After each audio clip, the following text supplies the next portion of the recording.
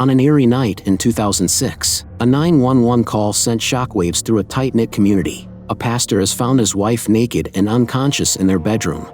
The dark truth behind what happened that night would take years to unfold. Carrie Doolin was born in Waco, Texas, on August 13, 1974. After graduating from high school, she enrolled in university. At just 20 years old, she met the man who would change her life, Matt Baker. It was love at first sight, and their passionate story progressed quickly. After only 3 months of dating, they decided to commit to each other, for better or worse. For Carrie's parents, things moved fast, but their daughter seemed happy, and that was what mattered most. Especially since Matt was a kind young man, he aspired to become a pastor and appeared very caring towards their beloved daughter. After the wedding, Matt became a pastor, and Carrie found a job as a teacher. She adored children.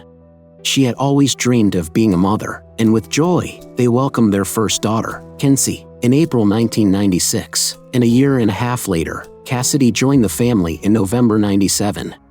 Carrie's dream life with her loving husband, Mark, a respected pastor, and their 2 children took a heartbreaking turn in 1998 when their 1-year-old daughter, Cassidy, was diagnosed with a brain tumor. After months of grueling treatment and emotional pain, Cassidy was briefly released from the hospital. However, their relief was shattered on March 22, 1999, when Matt found Cassidy lifeless in her bed. Carrie, once cheerful and full of life, sank into deep depression, seeking therapy without success. With the support of her husband and parents, she struggled to cope, especially for her older daughter, Kenzie. Sometime later, she becomes pregnant again, and 2 years after Cassidy's death, Grace joins the family. Life slowly continued, but the pain of losing Cassidy was still there. Carrie feels like there's a hole in her heart, a hole she can't fill or mend. For the sake of her 2 daughters and her husband, they try to cope, but some days are more difficult than others. Every year, on the anniversary of Cassidy's death, Carrie can't even get out of bed. Carrie and Matt's marriage is deeply affected by this tragic loss and Carrie's depression. However, they promise to love each other for better or for worse, and divorce is not an option for the pastoral couple. They must remain strong and united for their other 2 daughters. On Saturday, April 8, 2006, at midnight, the police received a call.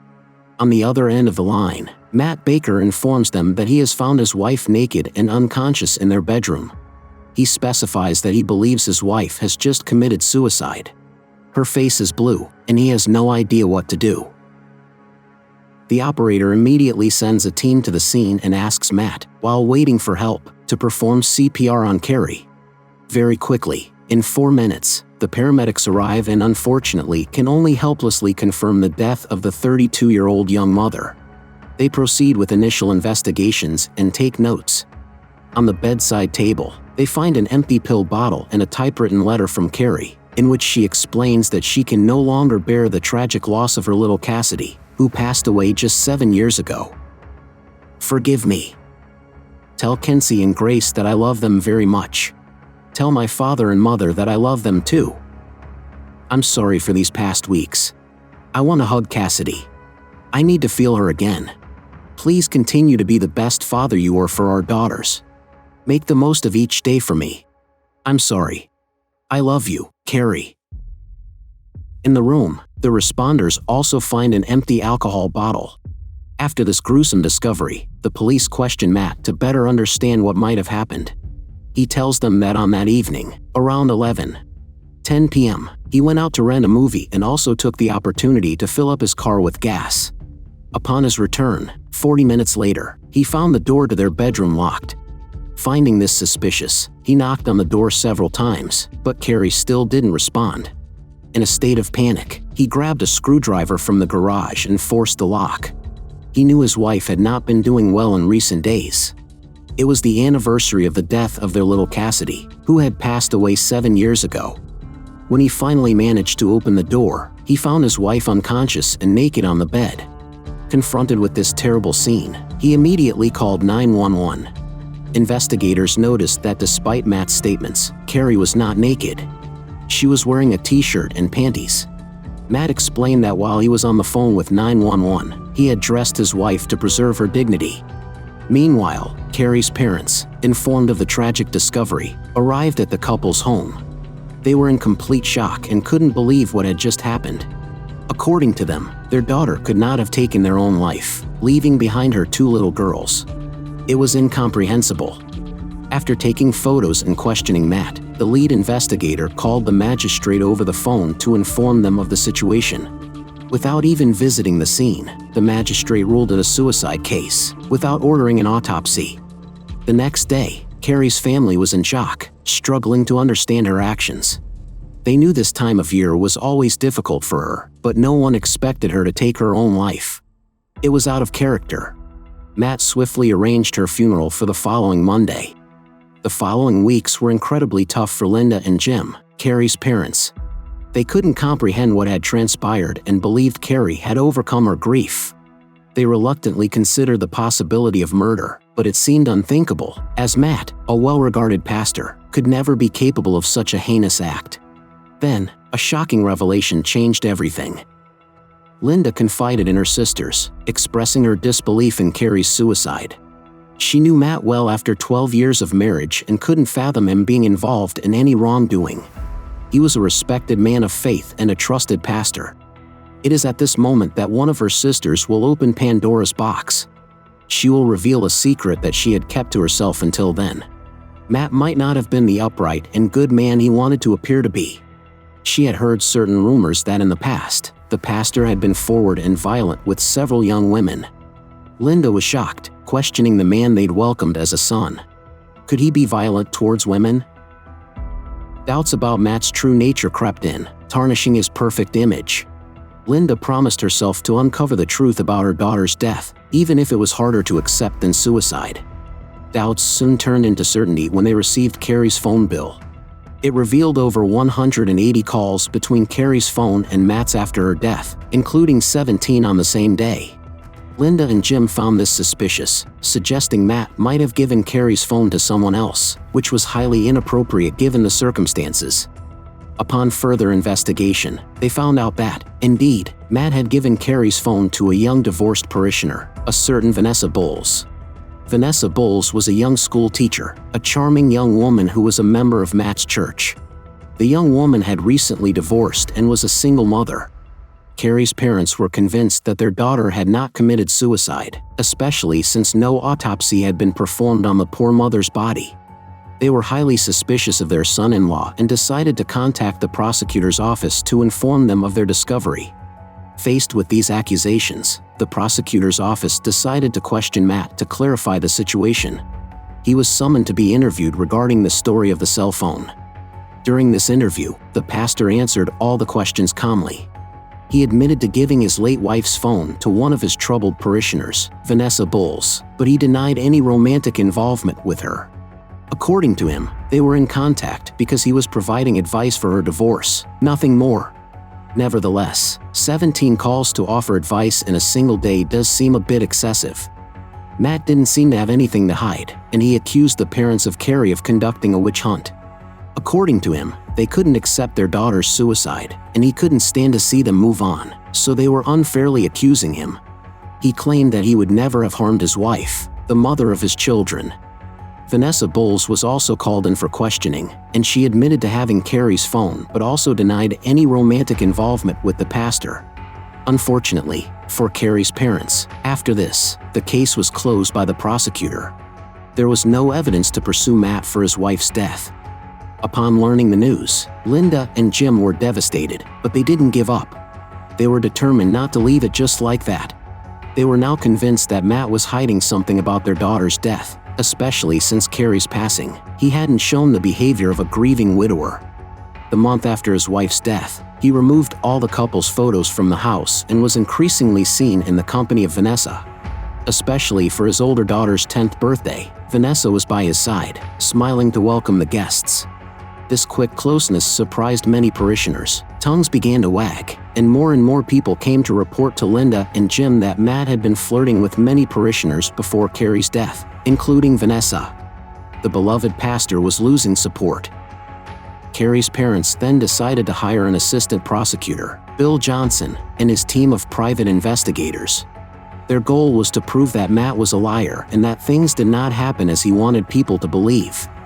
For months, they investigated the pastor and indeed discovered that, as Linda's sister had mentioned when he was in college, he had repeatedly assaulted or behaved inappropriately with younger girls. Worse, he had continued these behaviors while married to Carrie. As they deepened their investigation, they found that Matt spent a lot of time on pornographic websites. Furthermore, his work computer history revealed that he had conducted several searches related to a sleeping pill overdose.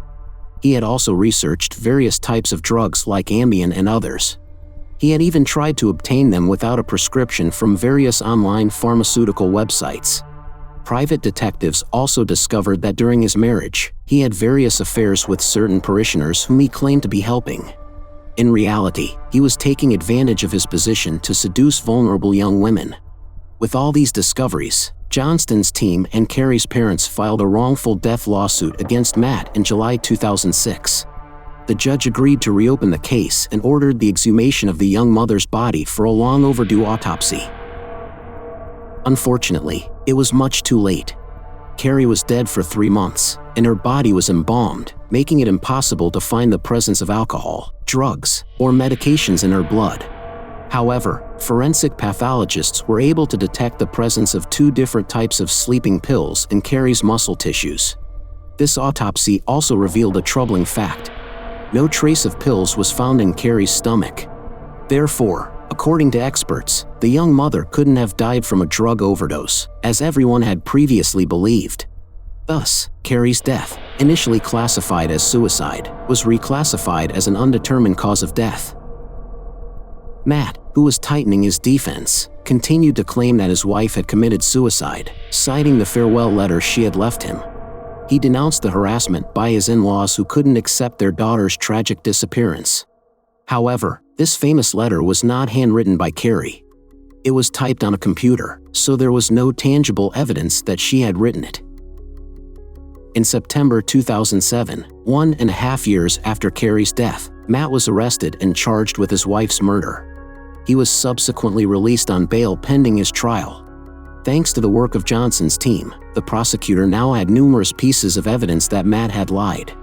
The timeline of events he had provided, his 911 call, the searches on his work computer, his ambiguous relationship with Vanessa Bowles, and the autopsy results were all working against him. He had claimed that he left the house at 11:10 p.m. to rent a movie and get gas for his car, but his bank statements proved that he did indeed rent a movie but at 11:50 p.m. This meant that there was a 40-minute gap between the time he left the house and the time he rented the movie. The video rental store was only a few minutes from his home, so it raised questions about what he did during that time. This implied that Carrie must have overdosed and died during his absence. So, within 45 to 50 minutes, it was highly unlikely, according to experts, that she had the time to take medication, for it to take effect, and for it to kill herself. Especially when the paramedics arrived, Carrie's body already showed signs of lividity. If things had happened as Matt claimed, lividity wouldn't have had time to develop. It was far too early. Lividity typically forms within 20 minutes to 2 hours after death. The 911 operator also reported that while giving Matt instructions to save Carrie's life, he felt that Matt wasn't doing what he was told. Matt kept repeating that his wife had urinated on herself and seemed more concerned about leaving the front door open for the paramedics to enter. The operator who spoke to Matt that fateful night revealed that, even though he must have been in shock, the pastor didn't seem to be making every effort to try to revive his wife. Carrie's parents and loved ones, who had strong suspicions against Matt, finally seemed to see a glimmer of hope. They now hoped that justice would be served. 6 months after Matt's arrest, unexpectedly, the prosecutor dropped the charges against him. Although he believed in Matt's guilt, he deemed the evidence too speculative, and there was no certainty of actual murder. Carrie's family was once again devastated, and despite this setback, they were determined to uncover the truth. They were convinced that Matt had killed their daughter. They might have lost a battle, but they didn't lose the war. Since he couldn't be prosecuted for murder, Linda and Jim decided to pursue a wrongful death lawsuit against him. They got back to work with their lawyer to gather new evidence. The Doolan's lawyer and the prosecutor were now convinced that Matt was responsible for Carrie's death, but they still needed to prove it, which was a different challenge. They knew that the key to this case was Vanessa. It was their last chance. They believed that she knew much more than what she had stated in her initial interrogation in 2006. They needed to be clever because the young woman was on guard. So, she was summoned again, and they wanted to stack the odds in their favor. Leading the interview was a specialist in interrogations, a man known for convincing even the most reluctant witnesses to talk, a certain Abdon Rodriguez. He had carefully studied Vanessa's initial interview. Initially, she denied any involvement with the pastor, but Rodriguez presented phone records confirming frequent contact with him a week before Carrie's death. He also shared the testimony of a jewelry store employee who had seen her and Matt shopping for wedding rings shortly after Carrie's passing. Faced with this evidence, Vanessa could no longer deny her affair with the pastor. She eventually admitted to the affair, revealing that it had become intimate after Carrie's death, contradicting the pastor's previous testimony. During the interview, Rodriguez asked Vanessa if Matt had shared any information about Carrie's death. Shockingly, she confessed that Matt had told her he killed Carrie for her and even described how he did it. This revelation provided the long-sought proof of Matt's guilt. After 3 years of legal battles, in March 2009, nearly 3 years after Carrie's death, Matt was rearrested and charged with his wife's murder, dispelling the suicide theory and finally bringing him to trial.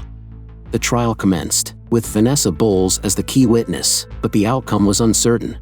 The defense contended that Carrie's depression and periodic distress around her daughter Cassidy's anniversary did not necessarily implicate their client in her death. For the defense, several factors cast doubt on their client's guilt. First, there was no proof that he had successfully purchased the medication, nor that he had compelled Carrie to take it, whether from that source or another. The case was tight, but the prosecutor had one more card up his sleeve: Vanessa Bowles' testimony. For days into the trial, Vanessa took the stand, admitting her initial deception to the police. In a courtroom stunned into silence, she recounted how her affair with the parish pastor, Matt, began in the fall of 2005. As a struggling teacher going through a divorce, she found solace when Matt approached her during a church service. He offered support, claiming he often helped his parishioners with divorces and shared the tragic loss of his daughter, Cassidy. He portrayed Carrie as a depressed, neglectful mother and a failed wife, with no intimate relationship left. For months, he presented himself as a source of comfort and trust, leveraging his position as the parish pastor. In March 2006, 1 month before Carrie's death, during her absence, Matt invited Vanessa to his home for a meeting. There, their relationship took a different turn. He initiated a kiss and led her to his marital bed, marking their first sexual encounter. Over the next month, they continued their affair, with Matt revealing his disgust for his wife, citing her weight gain and loss of femininity. He confessed to having other mistresses, even proposing to end his marriage if their love deepened. He discussed sinister scenarios, including sabotaging Carrie's car, pushing her off a cliff, and acquiring a date rape drug to incapacitate her. Matt ultimately planned to poison Carrie by adding medication to her drink and framing it as a suicide with a typed farewell letter, exploiting the proximity of Cassidy's death anniversary to divert suspicion.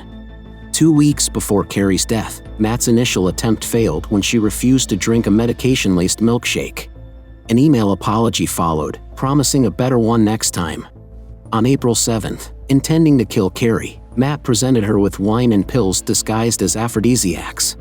After she ingested them, he handcuffed her to the bed, initiated foreplay, and waited for the sleeping pills to take effect. When she became unconscious, he suffocated her with a pillow, and after ensuring her death, he fabricated a suicide note and left to establish an alibi, leaving his young daughters alone with their mother's body. The shocking testimony horrified everyone in the courtroom. Vanessa was aware of Matt's plan to kill his wife, but she took no action to stop it. She avoided prosecution by striking a deal with the prosecutor in exchange for her testimony. This revelation incited outrage in the courtroom, particularly because Vanessa appeared happy with Kenzie just 2 weeks after Carrie's death.